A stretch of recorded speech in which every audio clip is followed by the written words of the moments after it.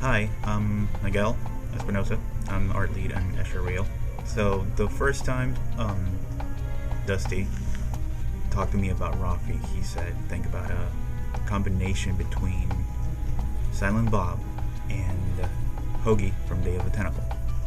So this is a kind of laid-back, losery character. He is probably going to be evolving throughout the game. So we're going to be bringing him to from a state of relative ignorance to a state of enlightenment.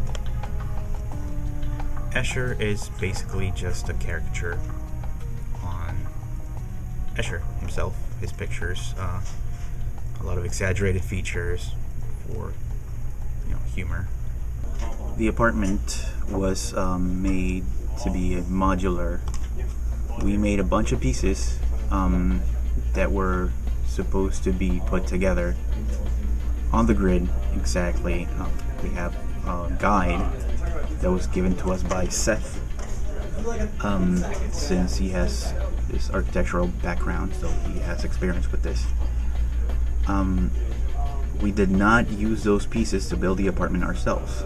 Basically, we gave the pieces to the production team, and they used those pieces to build the apartment. That saved us a lot of time before vertical slice. That is how we got it done. However, we had a lot of complaints about the place not looking very Escher-like. Did not have the Escher elements, like arches and various things that you would expect to find in an Escher piece. We are trying to fix that now with the new puzzle level. We are having a lot more freedom art-wise. However, it is taking a lot more work to have to put everything together and at the same time. However, I do think that we are getting a better result. I'm Caitlin Trout. I'm the technical artist / 3D general artist on Escherreal.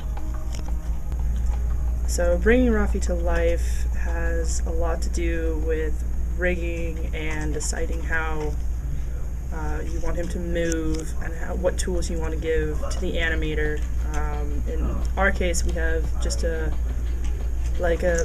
standard biped rig that we're using for Raffi, mostly just because we're not going to have a ton of cinematic shots, so we don't have to have real complex rigs.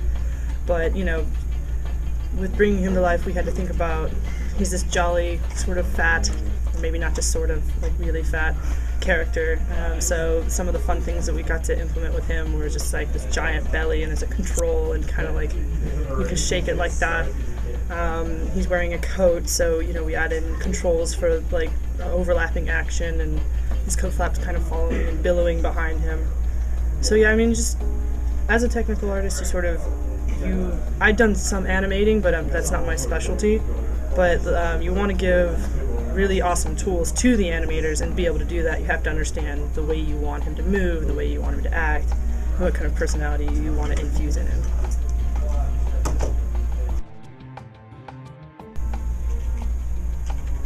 So for the exporter tool, Laura came up to me and was like, we're building a level builder and we need to orient the FBXs correctly. Could you build a tool for me that would do all of that for us? So when we export models for our game, we'd automatically export FBXs as well in the correct orientation. That was the problem. We were having a lot of weird models get put into our level builder that were weird orientations, and they were too big or too small. And so we needed something that would make all of that uniform and just do it for us. So the exporter tool, what it does, it allows you to select multiple things in the scene, give it the correct orientation, zero out all the stuff, set what kind of meshes you want to export. So either a vision model or a static mesh is the two options.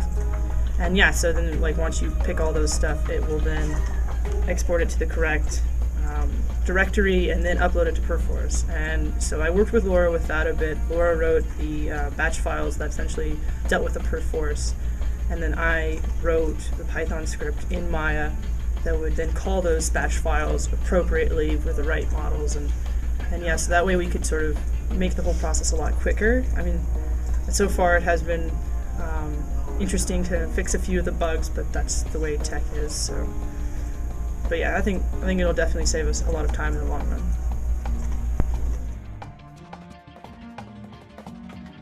Hi, my name is Aaron Cesarik, and I'm an environmental artist on Escherreal. Environmental modelers, they have to work very quick and they have to be very flexible, and doing things in modularity helps us make things really fast, and then it helps us iterate through different variations of what we make very quickly too, and it gives the producers the flexibility of what they need to show us different configurations of the models we provide, because modular kits are basically like Legos. And when it comes to the organic elements,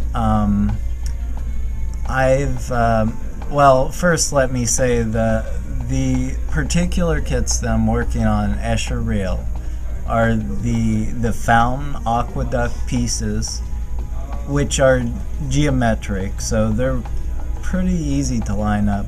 But then the other ones I'm working on right now are the vines, the grapevines, which are very kind of organic and irregular, and they're offset in different ways. So it's hard to predict on the grid where the second one, the organic vines, are going to line up to each other, because they also have two ends. So, well, most pieces have two ends, and these pieces have to be able to snap together.